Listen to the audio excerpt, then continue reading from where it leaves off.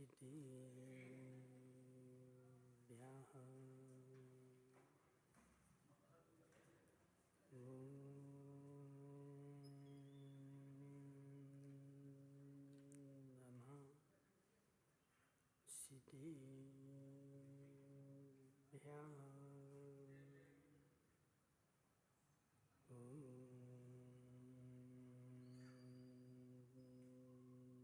नमः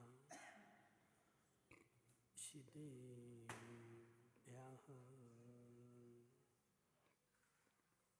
तज्जयति परं ज्योति समं समस्तैर्नन्तु पर्याये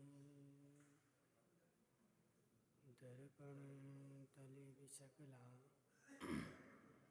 प्रतिफलति पदार्थमालिका यत्र नमो अरिहन्ताणं नमो सिद्धाणं नमो वायरेयाणं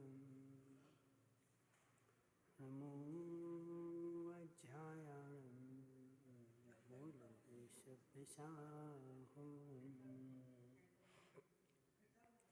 पंच परमेष्टि भगवान के अनंत अनंत सिद्ध परमेष्टि भगवान के 1008 देवादेव वासुपूज भगवान के 1008 देवादेव सुपारिशनाथ भगवान के आचार्य भगवान अमृत चंद्र स्वामी के आचार्य भगवान विद्यासागर जी महाराज के आचार्य भगवान विशुद्ध सागर जी महाराज के आचार्य भगवान विभव सागर जी महाराज के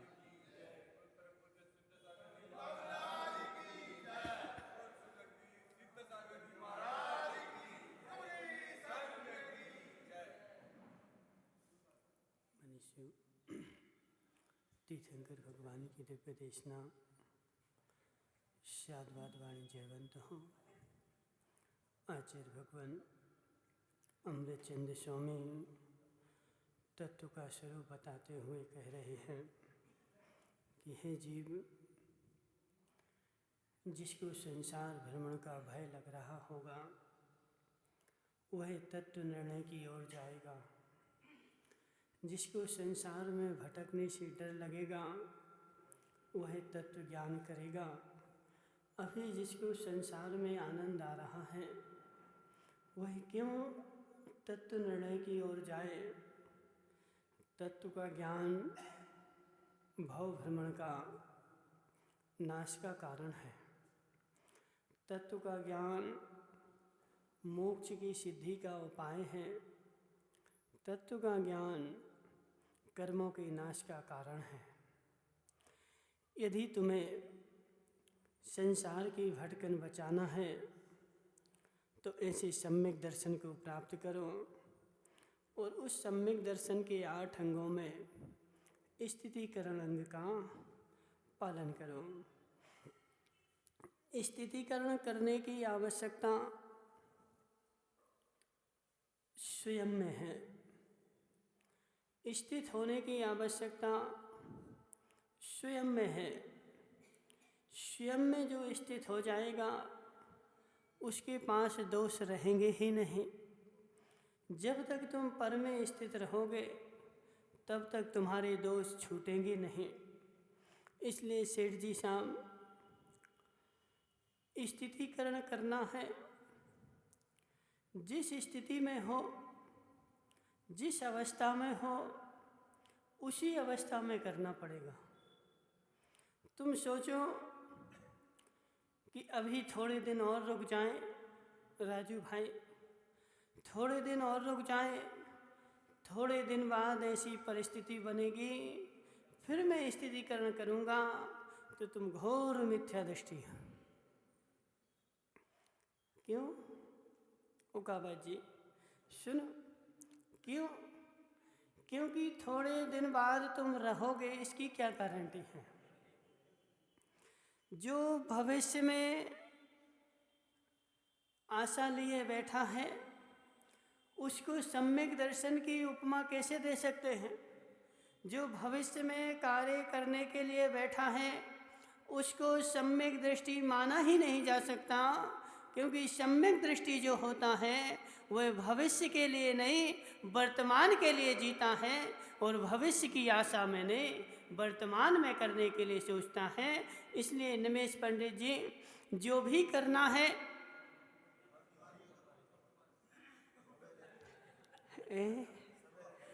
जो भी करना है वर्तमान में करना पड़ेगा, आज ही करना पड़ेगा। कल के लिए बैठोगे, कल कभी आने वाला नहीं है, और कल आ भी जाएगा तो कल जब आएगा तो परसों के लिए बैठ जाओगे। कल किसने काम किया बता मिलाद जी? कल किसने काम किया? एक व्यक्ति ऐसा बता दो जिसने काम कर लिया हो। सुदीप भाई, अंकेश पंडित जी, तुम पीछे क्यों बैठ गए? अभी आए तो तुम्हारी तो देखो, पंडितों के लिए तो आगे जगह है।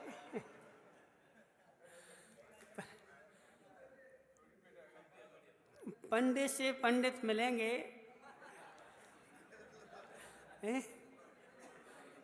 पंडित से पंडित मिलेंगे तो पंडित पंडित मिलन हो जाएगा, समझ ना?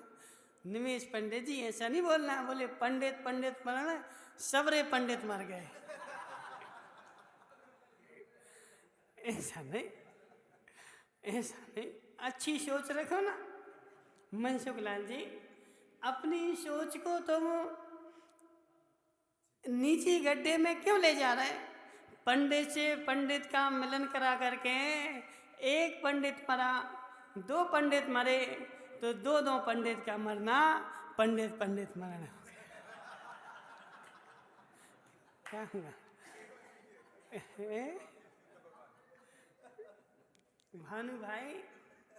भानु भाई सुनो, स्थितिकरण करना है आज ही करो। स्थितिकरण करना है निज का करो। स्थित होना है निज में हो। पर में स्थित होने से और पर का स्थितिकरण करने से तुम स्थित होने वाले नहीं हो। पर का स्थितिकरण करने से कषाय आती है, क्रोध आता है, मान आता है। राजू भाई, आज तक हमने किसका स्थितिकरण किया? पर के किया है। निज का स्थितिकरण आज तक हमने किया ही नहीं, और जबकि पर का स्थितिकरण करने की आवश्यकता नहीं, निज का स्थितिकरण करने की आवश्यकता है। जरा निज में झांक कर देखो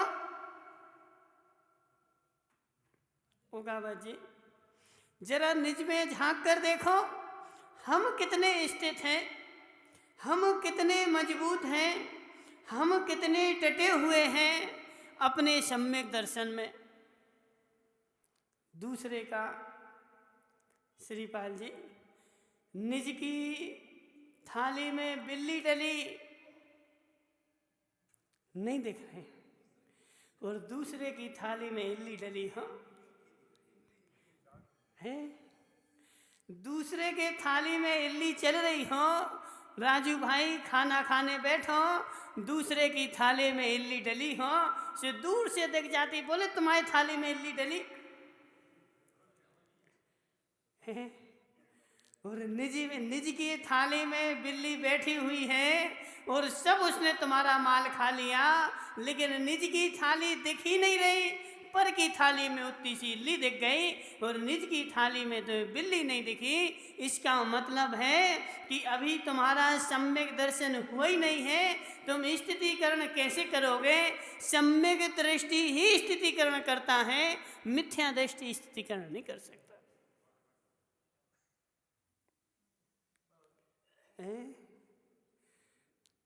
ओकावत जी, मिथ्या दृष्टि अब बोल रहे थे ना भानु भाई, बोले महाराज चोर चोर मौसेरे भाई।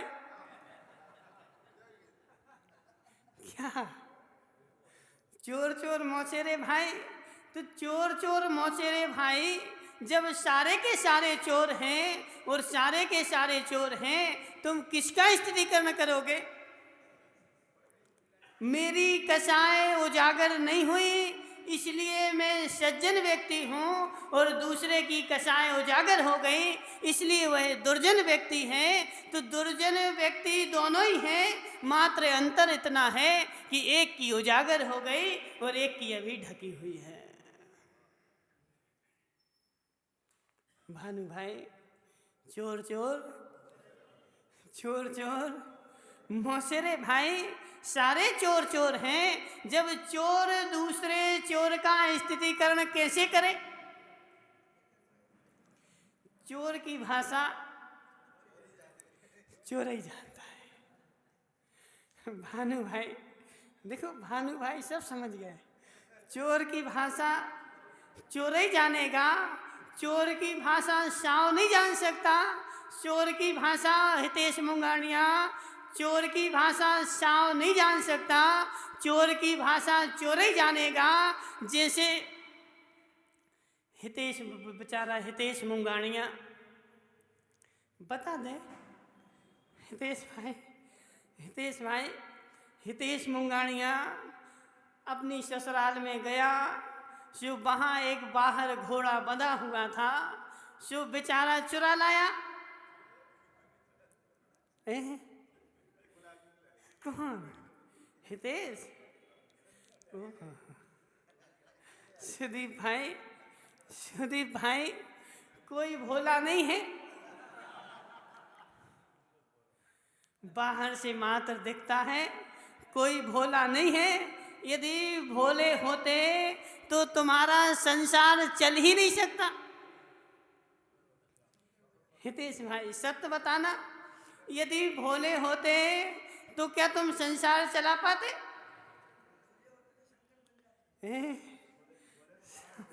समझना, देखो महाराज भी भोले नहीं है। महाराज भोले होते तो यहाँ घाटोल में रह पाते? बोलो ना।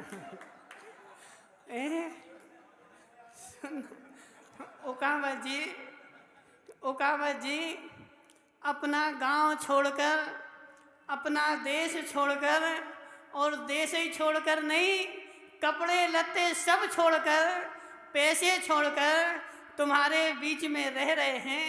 तुझे क्या भोलापना है? ओकावत जी डंडा मार के भगा देते, भगो यहाँ से, हमारे यहाँ रोटी मोटी नहीं है। क्या नाम, मनसुख लाल जी, महाराज भी भोले नहीं है। देखो, जो भोला होता है उसका संसार भी नहीं चलता और मोक्ष भी नहीं चलता। पंचम काल है अजित लालावर, पंचम काल है, भोलेपन में कुछ भी नहीं चलता। हितेश मुंगानिया, तुम भोले हो कि नहीं? भोले हो कि नहीं? बोलो ना। जो है सो है तो ठीक है, भोले हो कि नहीं?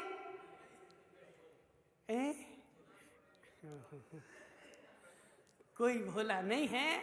वो बेचारा ससुराल गया, सो घोड़ा चुरा के ले आया, और घोड़ा चुरा के क्या लाया?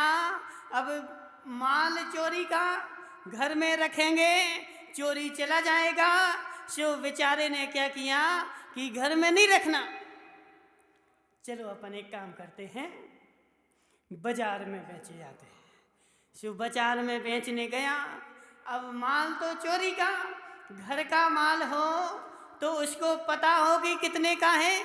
चोरी का माल बाजार में बेचने गया, सो उसने, घोड़ा तो था 4000 का। अब उसने बोला कितने का है? बोले 10,000 का है। सुबह से शाम हो गई, सारे ग्राहक आए और सब पूछ के भग जाएं।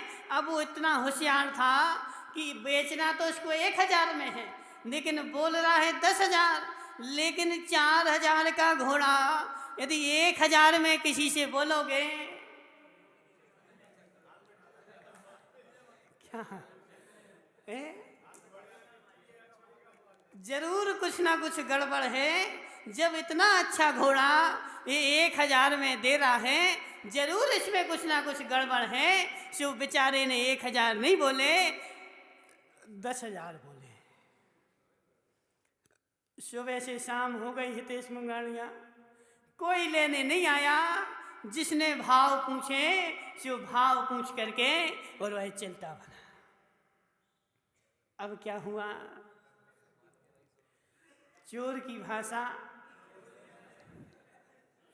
चोर की भाषा चोर ही समझता है। शाम को एक चोर आया, उसने घोड़े के ऊपर हाथ फेरा। बोले घोड़ा कितने का है? बोले 10,000 का। समझना, बोले 10,000 का। हाँ, बोले घोड़े में लक्षण क्या क्या हैं? सुदीप भाई,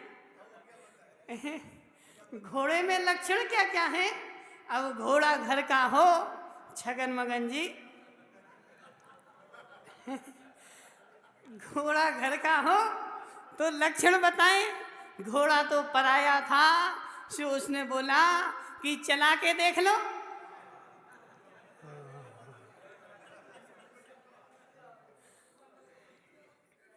वो चोर जो था वह तो यही चाहता था कि मुझे चलाने मिल जाए।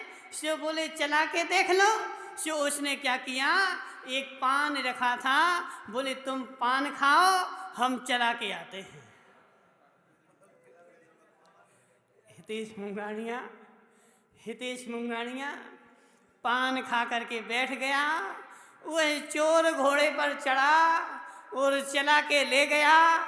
1 घंटे हो गए, 2 घंटे हो गए, कुछ भी नहीं मिला। फिर जो सुबह से शाम तक पूछ पूछ के गए थे, अब हितेश मुंगाड़िया बढ़िया कुर्सी पे बैठा पान खा रहा है।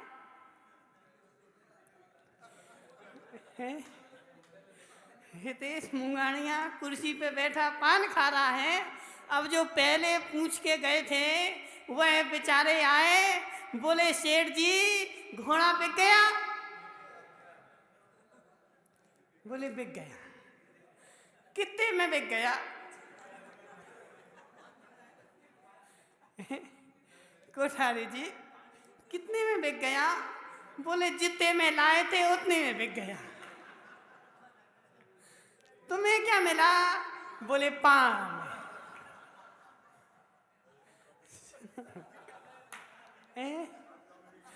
जितने में लाए थे उतने में बिक गया, तुम्हें क्या मिला? तो बोले पान मिल गया।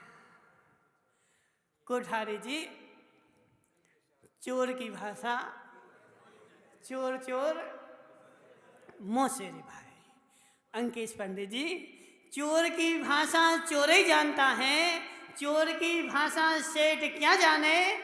चोर जब आएगा तभी तुम्हारी भाषा जानेगा। ऐसे बदामी लाल जी दूसरे का स्थितिकरण वही कर सकता है जो स्वयं स्थित होगा। जो स्वयं विचलित है वह तुम्हें स्थित नहीं कर सकता, वही तुम्हें मात्र विचलित ही कर सकता है। तुम्हें दूसरे के दोष तो दिख रहे हैं लेकिन निज के दोष नहीं दिख रहे। अभी तुम्हारा स्थितिकरण नहीं है, अभी तुम्हारी कसाय है।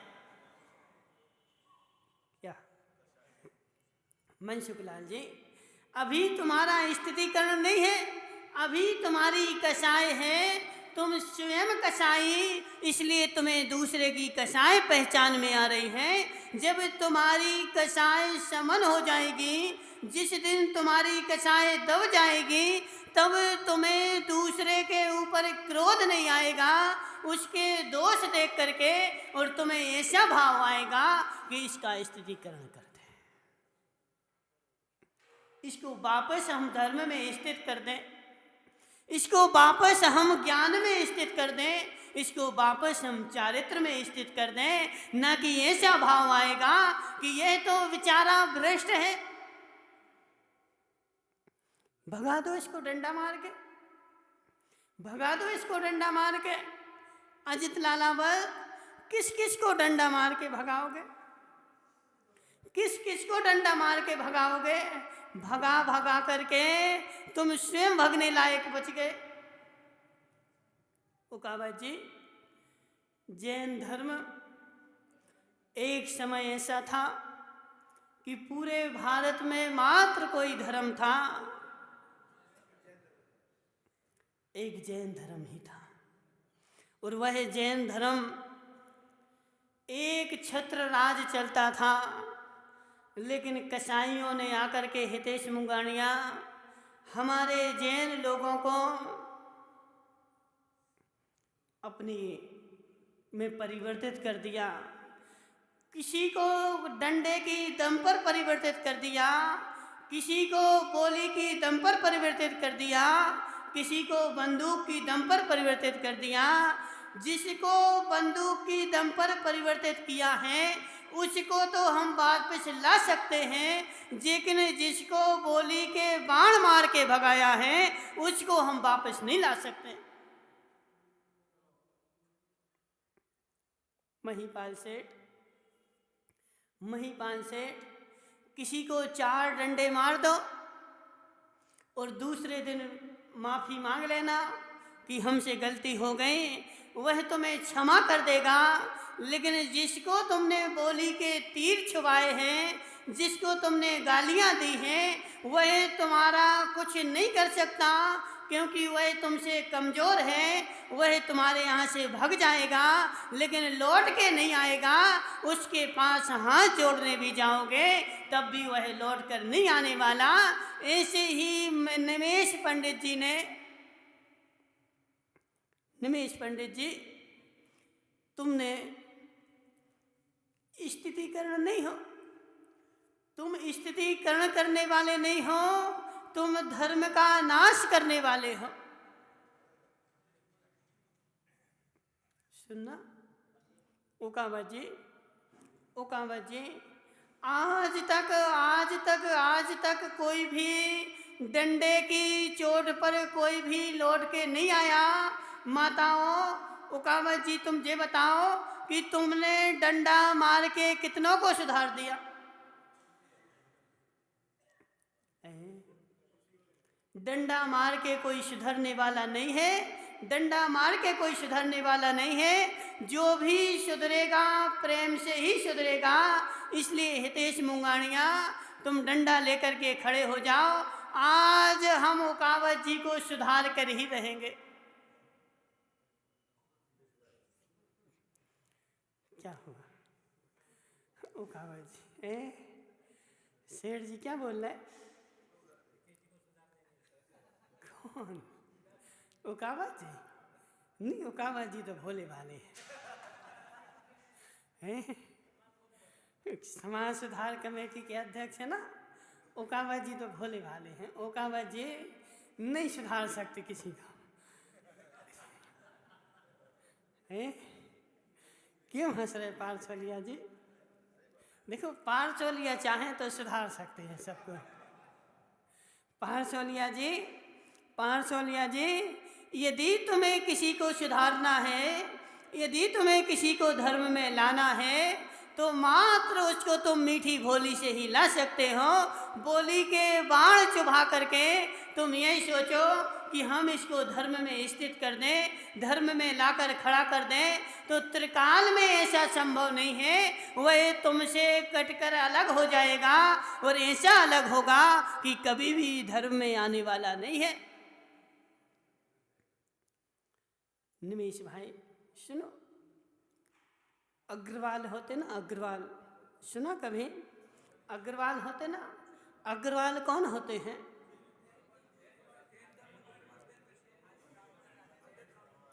अग्रवाल जो है खंडेलवाल, अग्रवाल, परवाल, पौरवाल, पारीवाल, जितने जे बाल हैं ये सारे जैन धर्मी ही हैं। जितने भी बाल हैं यह सारे जैन धर्मी ही हैं। मात्र यह वैष्णव क्यों हो गए? क्योंकि जहाँ उनकी संख्या कम थी और तुम्हारी संख्या ज़्यादा थी, तुमने उनको हे दृष्टि से देखा, तुमने उनको सभा में अपमानित किया, तुमने उनका सम्मान नहीं रखा, उनको हे दृष्टि से देखा। इसलिए हे दृष्टि से देखने से वह तुमसे करते गए और दूसरे धर्म से जुड़ते गए, और वहाँ जब एक बार जुड़ गया अब वह तुम्हारे पास आने वाला नहीं है। मनसुखलाल जी, समझो धर्म को, समझो धर्म को। तुम्हें ऐसा लगता हो कि मैं बड़ा धर्मात्मा हूँ, मैं धर्म की रक्षा करने वाला हूँ, मैं धर्म को बचाने वाला हूँ, लेकिन ऐसा तो नहीं कि धर्म के सबसे बड़े दुश्मन तुम ही हो। टटोलो अपने को, अंकेश पंडित जी, टटोलो अपने को। क्या मैं धर्म का दुश्मन तो नहीं? एक बार तुमने किसी को बोली के बाण चुभा दिए, एक बार किसी को बोली के बाण चुभा दिए, अब वह बेचारा कमजोर है, वह तुम्हारी अधीनता स्वीकार भी कर लेगा, तुम्हारे पास आकर के बैठ भी जाएगा, लेकिन उसके मन में तो ये चलता ही रहेगा कि कब हो मैं इससे बदला लूं। मनसुखलाल जी, किसी को चार बातें सुना करके उसको दबा देना, चार बातें सुना करके उसको अपने में मिला लेना। अभी तुमने उसको मिलाया कहाँ है? अभी तुमने उसको दबाया कहाँ है? मात्र बाहर से दबाया है। जिस दिन उसकी शक्ति अधिक होगी, जिस दिन उसकी सत्ता अधिक होगी, वह ऐसा उभर के आएगा कि वह तो जाएगा ही जाएगा, 4-8 को और लेकर जाएगा।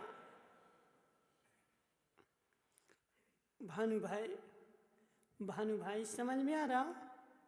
समझ में आ रहा? क्या समझ में आ रहा है? क्या समझ में आ रहा? समझना, यदि तुम्हें स्थितीकरण करना है, स्थितीकरण करना है, उसका हृदय परिवर्तित कर दो। समझना, उसका स्थितीकरण कर दो। और स्थितीकरण कैसे होगा? तो सुनो, वो कहेंगे बदामी लाल जी गांधी, सुनो, बदामी लाल जी गांधी, पुष्पडाल बारीसेन, पुष्पडाल बारीसेन, बारीसेन मुनिराज किसके पुत्र थे? राजा श्रेणी के पुत्र बारीसेन मुनिराज, और बारीसेन मुनिराज मुनि बन गए। और उसका बचपन का पुत्र पुष्पडाल जब नगर में आए तो ऐसा राग रहते ही है कि मेरा मित्र आया है, राजमहल से मेरा मित्र आया है। सो उन मित्र के अपने घर में आहार करवाए, और आहार करवाने के बाद और उनको छोड़ने के लिए गए, लेकिन बारीसेन ने छोड़ा नहीं। तुम भले छोड़ने के लिए गए थे, तुम भले छोड़ने के लिए गए थे कि महाराज को छोड़ आए, लेकिन महाराज तुम्हें छोड़ें जब? उकावा जी देखो, महाराज पूर्ण सम्यक दृष्टि थे, महाराज पूर्ण सम्यक ज्ञानी थे और पूर्ण सम्यक चारित्री थे। वह पुष्पडाल भले ही मिथ्या दृष्टि हो, लेकिन इस मिथ्या दृष्टि को भी हमें हे बुद्धि से नहीं देखना। हमने अंकेश पंडित जी, समझना, अंकेश पंडित जी बन गए मुनिराज। अब अंकेश पंडित जी मुनिराज बन करके छू छू छू, दूर हो, दूर हो, भगो भगो भगो, तुम भगो यहाँ से, दूर हो, तुम तो पैंट शर्ट पहने, हमारे पास में नहीं आना, कमरे में नहीं आना।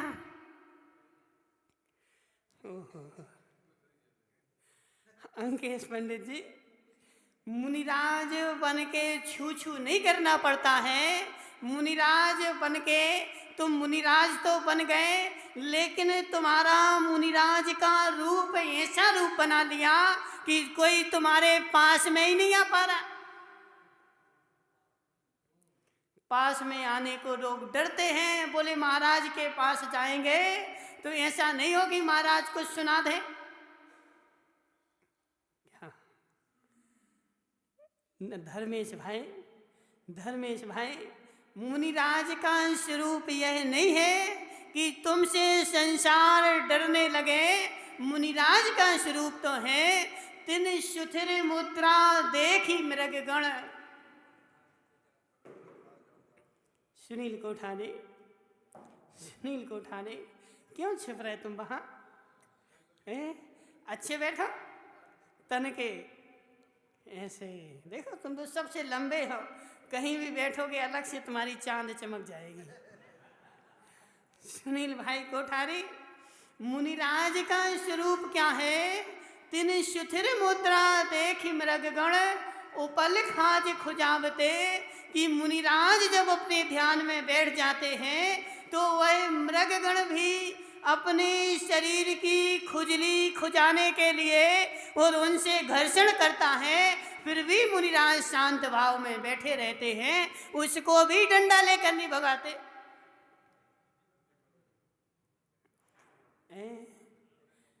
मनसुखलाल जी, मुनिराज का स्वरूप नहीं है किसी से घृणा करना, किसी से द्वेष करना, किसी को गालियां देना, किसी को डंडे मारना, किसी को भगाना। तुम अपने स्वरूप में रहो, तुम्हारी मुद्रा ही जैन धर्म की प्रचारक है। अजित भाई लालावत, तुम कितने बाजे बजाओ, कितने दसों हजार के बाजे बजाओ, लेकिन धर्म की प्रभावना नहीं होगी। लेकिन मुनिराज यदि किसी भी गांव से निकल जाए, उस रास्ते से मात निकल जाए, तो अजैन क्या बच्चा बच्चा भी कहता है कि जैन के महाराज जा रहे। ओकावत जी, हमें प्रभावना करने के लिए बाजे नहीं बजाना पड़ते, हमें प्रभावना करने के लिए झंडा नहीं लेना पड़ता, हमारा चिन्ह ही झंडा है। संसार में क्या नाम तुम्हारा? अंकेश पंडित जी, ऐसे मात्र जैन धर्म के मुनिराज ही हैं जिनके शरीर पर किंचित मात्र भी कुछ कपड़ा नहीं है, वस्त्र नहीं है, धागा नहीं है, डंडा नहीं है। अन्य संप्रदाय में नागा तो हो सकते हैं, लेकिन दिगंबर नहीं हो सकते। नागा में समझना, क्या नाम धर्मेश भाई, नागा में और दिगंबर में, नागा में और नग्नत्व में। अभी इसको नंगा कर दो धर्मेश भाई को। सुनना मनसुखलाल जी, अभी धर्मेश भाई को नंगा कर दो, सब भग जाएंगे, एक नहीं बैठा रहेगा। और महाराज जब जाते हैं तो सारे लोग आ जाते हैं, कोई नहीं भगता।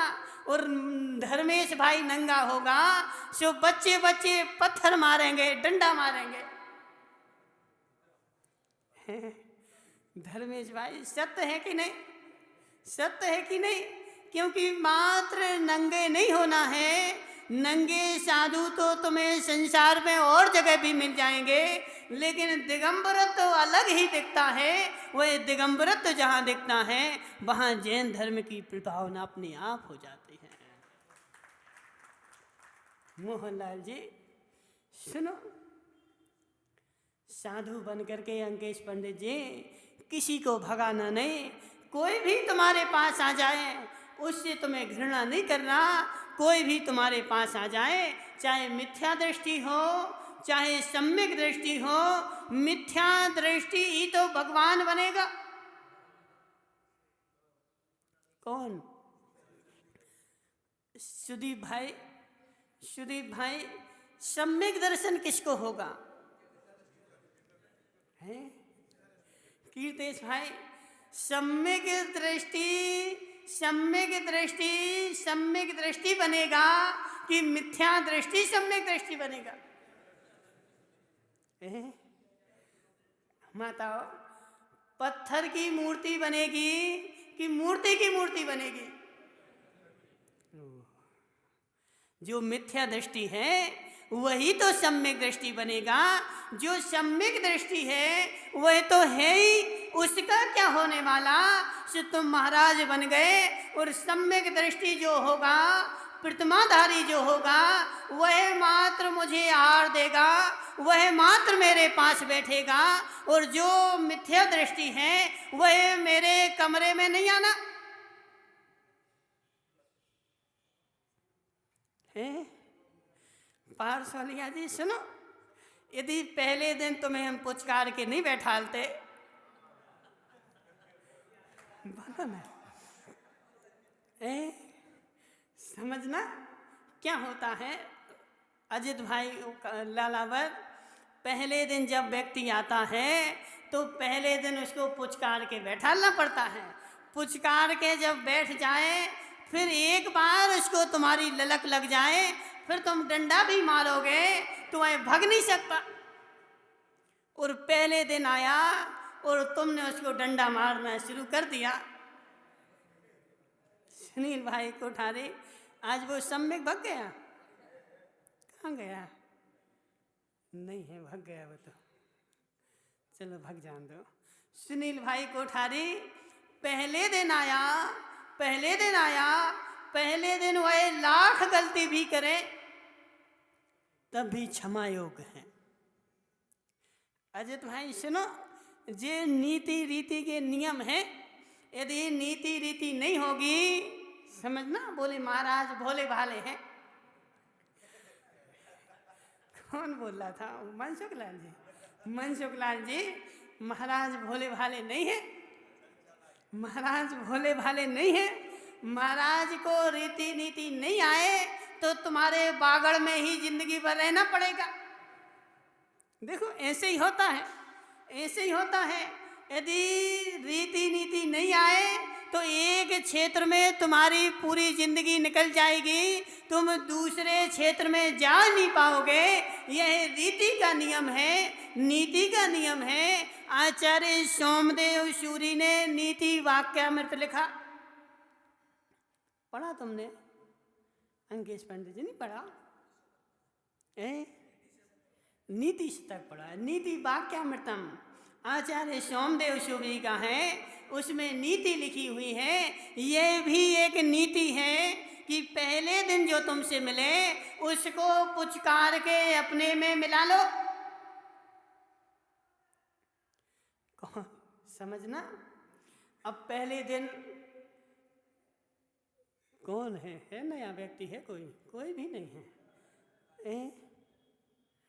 पहले दिन वह बापू भाई आया काय के लिए? पूजन करने के लिए। समझना मनसुख लाल जी, पहले दिन वह बापू भाई आया पूजन करने के लिए, अभिषेक करने के लिए। अब उस बेचारे को पता ही नहीं था कि पूजा कैसे की जाती है, अभिषेक कैसे किया जाता है। अब उसने पीछे से अभिषेक कर दिया। अब सेठ जी गए डंडा लेकर के 4 मारे। बोले पीछे अभिषेक करना पड़ता है, अभिषेक पीछे से नहीं आगे से होता है। तुमने भरी सभा में उसको खूब सुनाई। अब बेचारा वह पहले दिन आया था, अब दूसरे दिन से अब वह नहीं आने वाला। अब वो बेचारा मिथ्या दृष्टि है, घोर मिथ्या दृष्टि है। हमने मान लिया लेकिन घोर मिथ्या दृष्टि है। वही तो सम्यक दृष्टि बनेगा जो आज आया है। अंकेश पंडित जी, कोठारी जी, कितने साल हो गए अभिषेक करते हुए? 57 से कर रहे हैं। अच्छा 97 बोलो ना, 57 तो 57 होता है। 97 से कर रहे हैं। जिस दिन तुम पहले दिन अभिषेक करने आए थे उस दिन कोई तुम्हें 4 तमाचा मारता कि ऐसे अभिषेक होता है? तो आज तुम 24 साल 25 साल से अभिषेक, तुम क्या आज ऐसा कह पाते कि हम 24 साल से अभिषेक कर रहे हैं?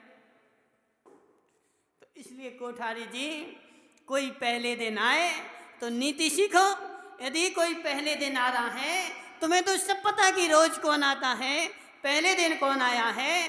जो पहले दिन आया है उसको तो और तुम्हें इनाम देना चाहिए। अंकेश भाई, यदि कोई पहली बार अभिषेक करने आता है उसको तो इनाम बांटना चाहिए कि यह बार बार आए, 8 दिन आए, 10 दिन आए, महीना भर आने लगेगा। अजित लालावत वही तो तुम्हारी बोली लगाएगा है।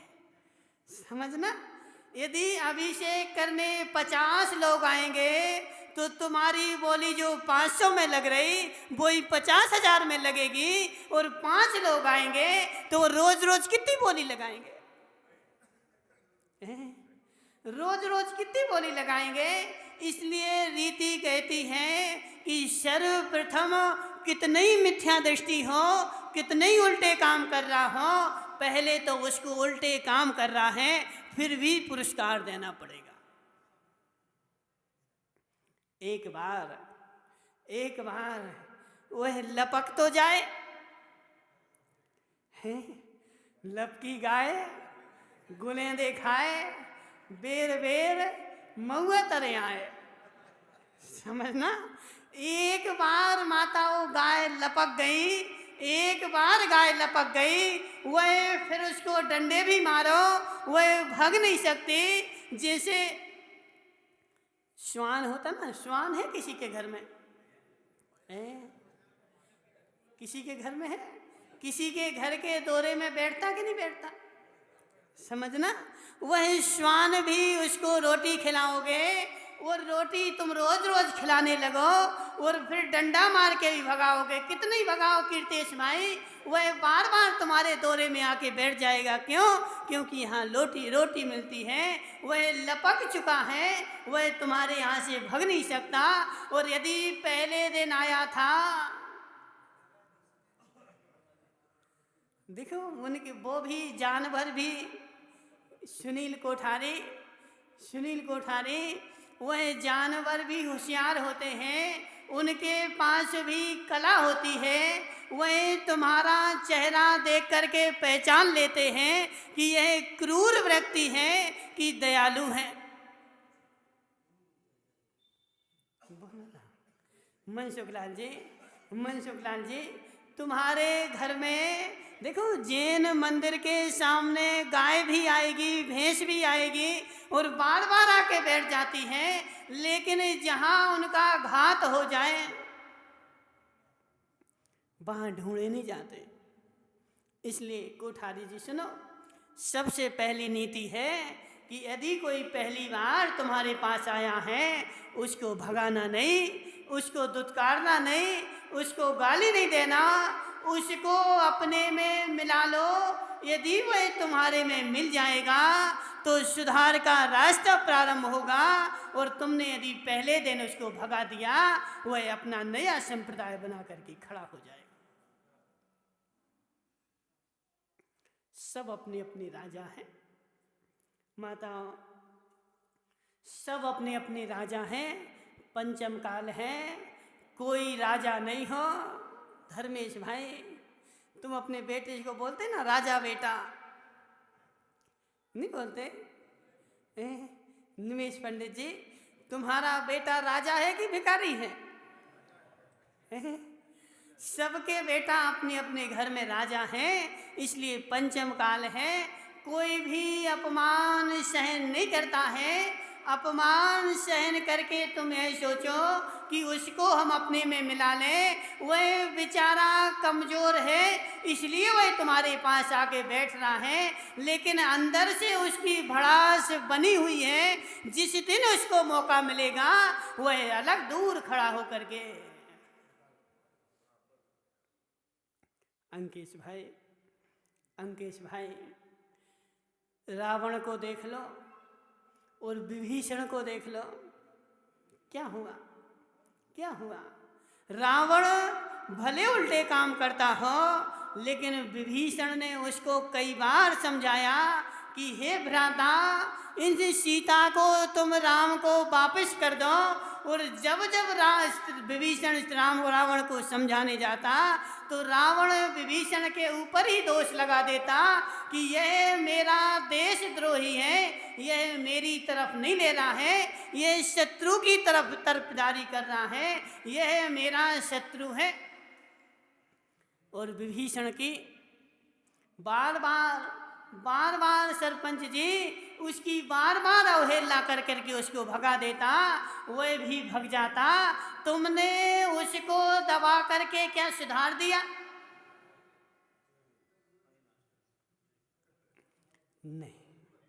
धर्मेश भाई, अभी विभीषण तुम्हारे रूप हुआ नहीं है। तुम रावण कितना ही उसको समझाओ, कितनी गालियां दो, लेकिन विभीषण तुम्हारे रूप हुआ नहीं है। वह अभी दबा हुआ है, उसको अभी मौका नहीं मिल रहा है। एक अग्नि की चिंगारी भी क्या क्या समझना, एक चिंगारी दबी हुई है। चिंगारी क्या करेगी मेरा?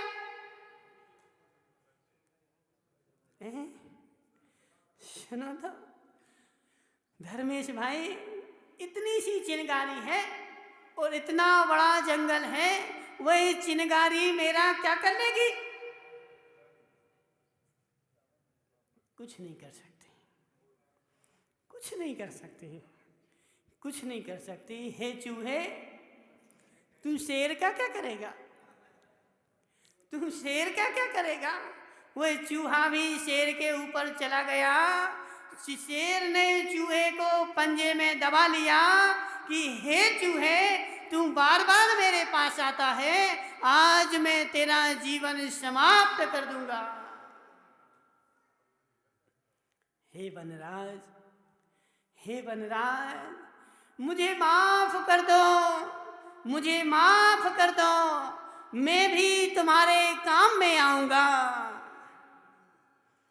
वनराज हंसने लगा कि हे चूहे, तू मेरे काम में आएगा, तू मेरे काम में आएगा।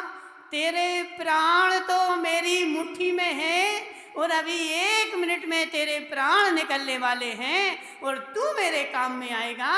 तू क्या मेरे काम में आएगा? चूहा, चूहा किसकी मुट्ठी में है? चूहा किसकी मुट्ठी में है? शेर की मुट्ठी में है।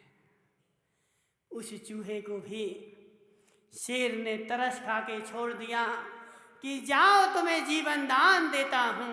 छोड़ दिया। एक दिन ओकावत जी, एक दिन बहुत बड़ा बहेलिया आ गया और उस बहेलिया ने जाल बिछाया और शेर, कौन शेर? जंगल का राजा शेर, जंगल का राजा शेर उस जाल में फंस गया और बहेलिये ने उस जाल में जंगल के राजा शेर को बांध करके ऊपर टांग दिया और शेर ऊपर टंगा है। हाथी भी देख रहे हैं, भालू भी देख रहा है, सारे जानवर देख रहे हैं, कोई भी शेर को नहीं बचा पा रहा है।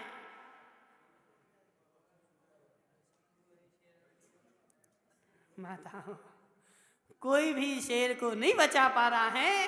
शेर बंधा हुआ पिंजड़े में, बंधा हुआ जाल में फंसा हुआ है। राजू भाई, चूहा क्या मेरे काम में आएगा? चूहा क्या मेरे काम में आएगा? राजू भाई, राजू भाई, तुम अपने नौकर की मत हंसी करना कि हे नौकर, तू तो नौकर है, मेरे टुकड़ों पर पलता है, तू क्या मेरे काम में आएगा? मेरे घर में तो सोने की हिरण रखी है।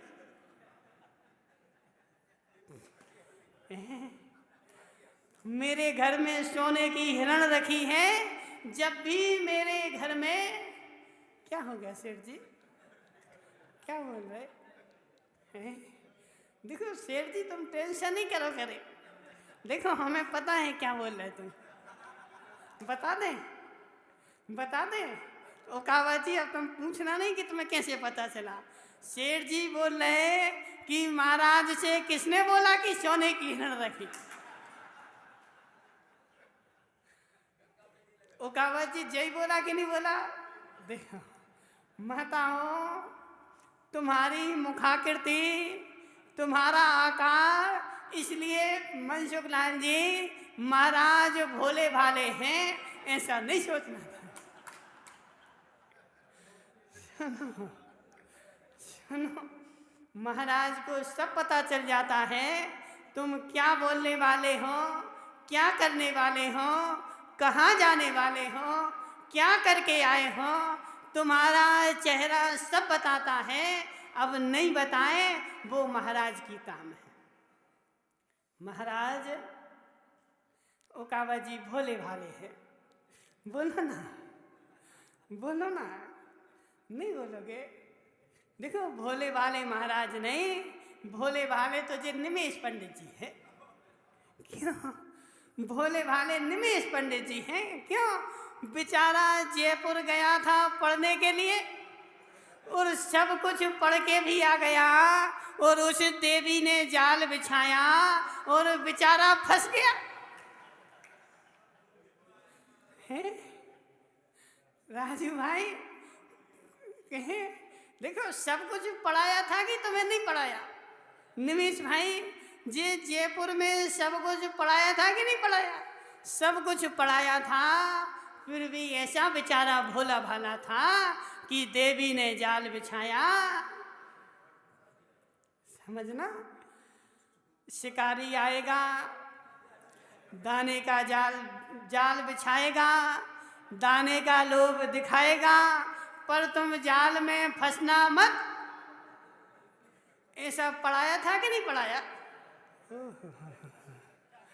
शिकारी आया, जाल बिछाया, श्री पंडित शिकारी आया, जाल बिछाया, दाने का लोभ दिखाया और तोता उसमें फंस गया और जाल में फंसा फंसा बेचारा पड़ रहा है। ऐसे निमेश पंडित जी को सब कुछ पढ़ाया था जयपुर में कि देवी आएगी, जाल बिछाएगी, तुम जाल में फंसना नहीं, और सब कुछ पढ़ के आए और देवी आई, जाल बिछाया और देवी के जाल में फंस गए। अब बेचारा फंस करके बोल रहा है मैंने सर्वार सिद्धि पढ़ी, मैंने पुरुषार्थ सिद्धि उपाय पढ़ा, सो उस तोते के जैसे देवी के जाल में फंसे फंसे। कौन भोला भाला मनसुख लाल जी?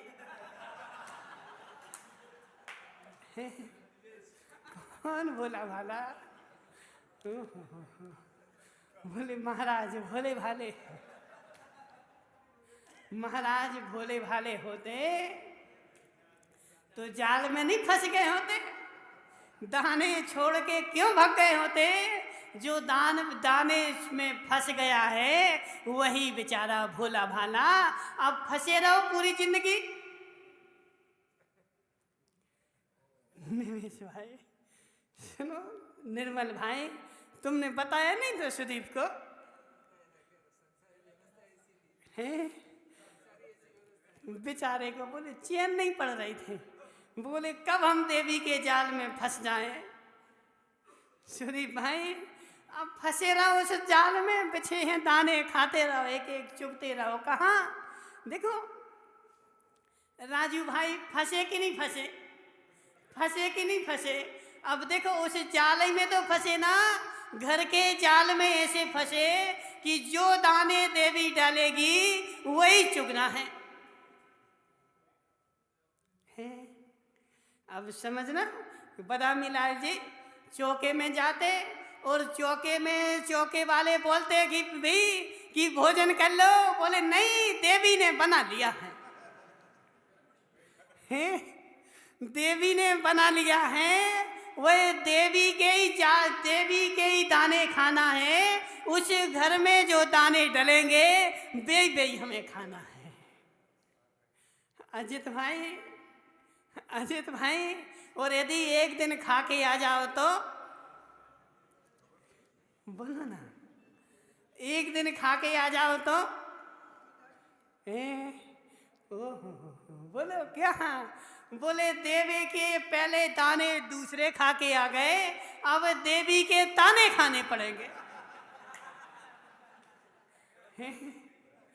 और कहीं के दाने खा लिए, अब खाओ देवी के ताने। क्यों? क्योंकि देवी के जाल में फंस गए। कीर्तेश भाई फंस गए, जो फंस गया वही तो भोला भाला है। जो नहीं फंसा उड़ गया जाल छोड़ करके, मुझे इस चार दीवाली के दाने नहीं खाना, मैं स्वतंत्र रूप से विचरण करूंगा, जहां मेरा मन होगा वहां दाने खाऊंगा, तुम्हारे घर के दाने मुझे। मनसुखलाल जी, कौन है भोला भाला? कौन है भोला भाला? अब देखो फंसे रहो बेचारे, अब देखो फंसे हुए तोता के लिए कितना सहारा, फंसे हुए तोता के लिए कितना सहारा, वह उतना ही सहारा कि जाल के नीचे चले जाओ कि जाल के ऊपर बैठ जाओ, मात्र उतने ही में उड़ते रहो, वही तुम्हारी जिंदगी है निमेश भाई, वही तुम्हारी जिंदगी है। उस घर के चार दीवाली में घूमते रहो और ज्यादा हो ससुराल की डाल पे बैठ जाओ। है बस इतने से ज्यादा अजित लालावर, इतने से ज्यादा नहीं उड़ पाओगे। तुम्हारी कहाँ कहाँ चलेगी? घर में चला लो, मंदिर में चला लो, घाटोल में चला लो, इतनी डोरी तुम्हारी लंबी है।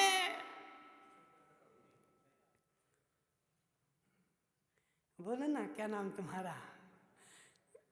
मेरा जीवन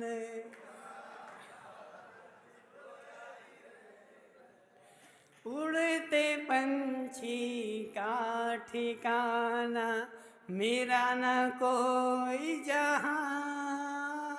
बोलो ना राजू भाई, फिर से बोलो। क्यों, कहाँ गया वो कागज? है उड़ते पंछी का ठिकाना, मेरा न कोई जहां।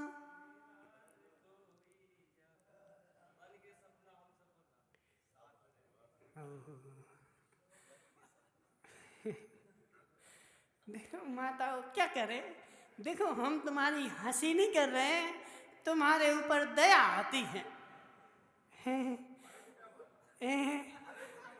समझ रहे, दया आती बेचारे के ऊपर कि सब कुछ पढ़ के आया था, सब कुछ सीख के आया था, फिर भी बेचारा पंछी उस पिंजड़े में फंस गया।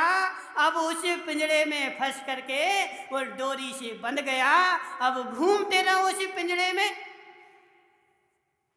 उस उड़ता हुआ पंछी कितना स्वतंत्र है मनसुखलाल जी, सोचो तो जरा।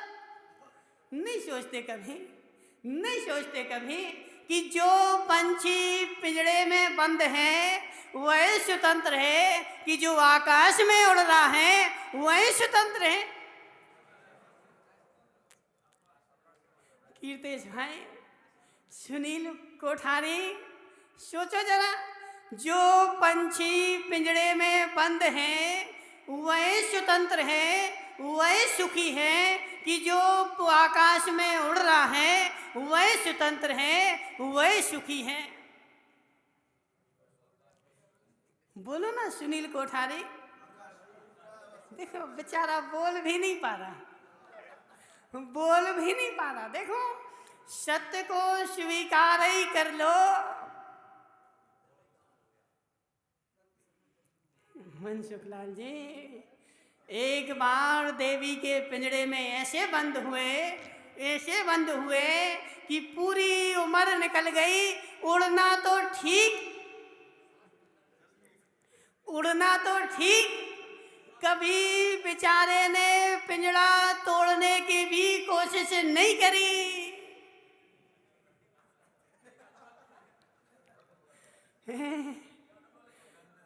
क्या हुआ, समझना। देखो तोड़ो चाहे नहीं तोड़ो, हमें तो तुम्हारे ऊपर दया आ रही है, इसलिए सुनाए देते। और सुन लो, तुम्हें सुनना हो सो, और नहीं सुनना हो सो मनसुखलाल जी अभी खड़े होना, सो यहीं पे सब झड़ा देना। ठीक है।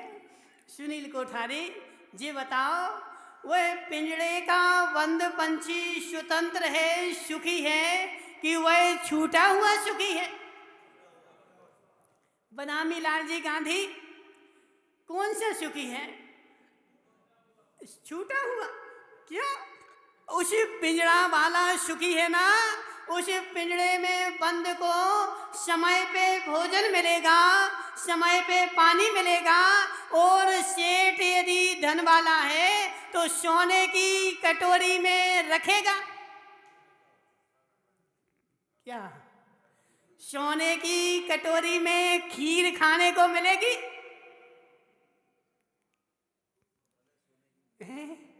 मन शुक्ला जी बोला ना, सोने की कटोरी में खीर खाने मिलेगी। किसको? उस बंद पिंजड़े के पंछी को।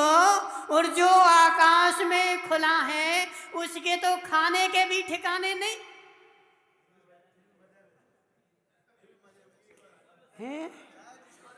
तुम्हें पता है सुदीप भाई? समझना, पता है सुदीप भाई, फिर भी तुम पिंजड़े में जाओगे। देखो क्या नाम, निर्मल भाई, वो क्या बोल रहा है? बोले इनने पिताजी ने बंद कर दिया कमरे पिंजड़े।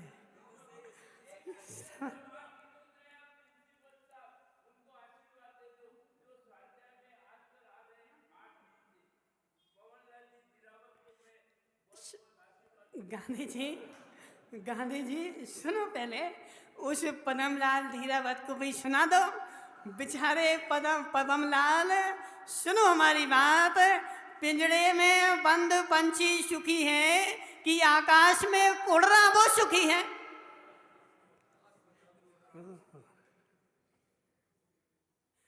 निमेश पंडित जी, भले पिंजड़े में पंछी बंद रहे और सेठ उसको सोने की कटोरी में खीर रखे, और वह साधारण खीर नहीं, कौन सी, पिस्ता, बादाम, अखरोट, काजू, किशमिश सब डाल करके खीर रखे, फिर भी वह पंछी सुखी नहीं है। और जो आकाश में उड़ रहा है उसको खाने के लाले हैं, फिर भी वह सुखी है। हितेश मुंगानिया, ऐसे जो बेचारा देवी के पिंजड़े में बंद हो गया है, और वह बेचारी देवी निमेश पंडित जी को चांदी की थाली में भोजन परोसती है।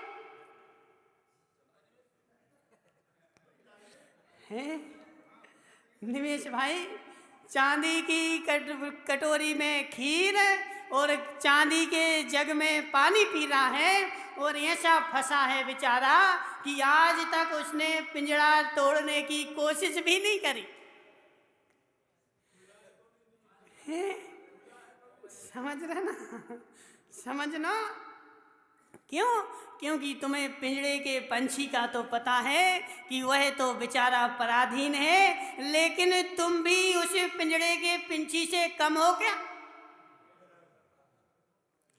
पिंजड़े के पंछी से कम हो क्या? मात्र तुम उसमें लीन हो गए। किसमें? सोने की कटोरी की खीर खाने में, कि मैं इस पिंजड़े से उड़ गया तो मुझे खीर मिलेगी कि नहीं? मत आओ, नहीं आ रहा समझ में, नहीं आ रहा समझ में। अब बेचारा उस पिंजड़े में मर जाएगा।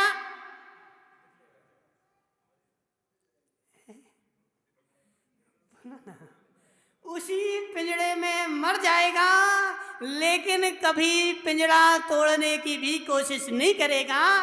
उस पिंजड़े के पंछी की हालत फिर भी तुमसे अच्छी है।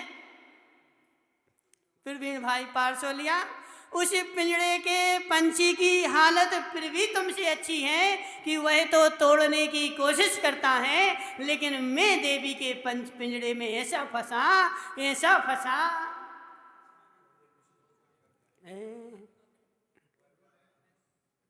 ना, कभी तोड़ने की कोशिश की और खुल भी गया, तो कभी उड़ के नहीं गया, उड़ भी गया तो लौट के वापस आ गया। उड़ते पंछी का ठिकाना मेरा न कोई जहां, ना डगर है ना खबर है जाना है मुझको कहाँ। क्या हुआ? ना डगर है ना खबर है, जाना है मुझको कहाँ। उस पिंजड़े में पंछी ऐसा बंद है बेचारा, कुछ भी खबर नहीं है। देखो समय हो गया। अब अजित भाई खूब बोले महाराज तुम शुरू करते सो फिर बंद होने का नाम ही नहीं लेते।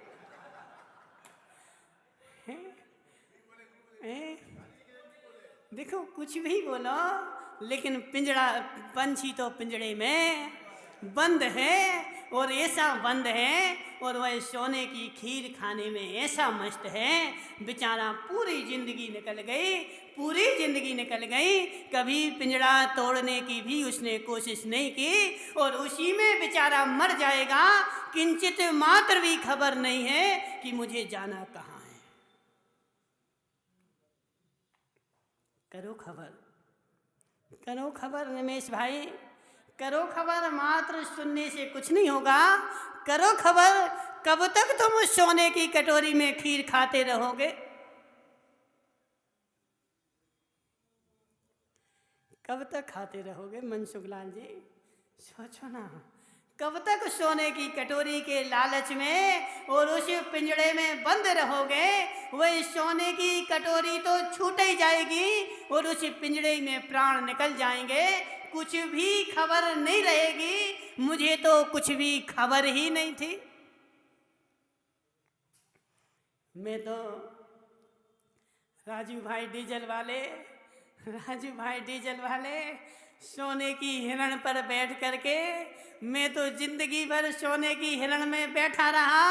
मुझे तो कुछ भी खबर ही नहीं थी कि जिस सोने की हिरण पर बैठे हुए भी मैं कैद में बंद हूँ, इस कैद को तोड़ करके मुझे उड़ना है। ऐसा निश्चय हो जाए, ऐसा ज्ञान ही हो जाए सरपंच जी, कब तक पिंजड़े में बंद रहोगे? बेचारे समझना। और बोले अब समय हो गया, क्या करें? कल बोलेंगे, ठीक है कल बोलेंगे। बोले शांतिनाथ भगवान की।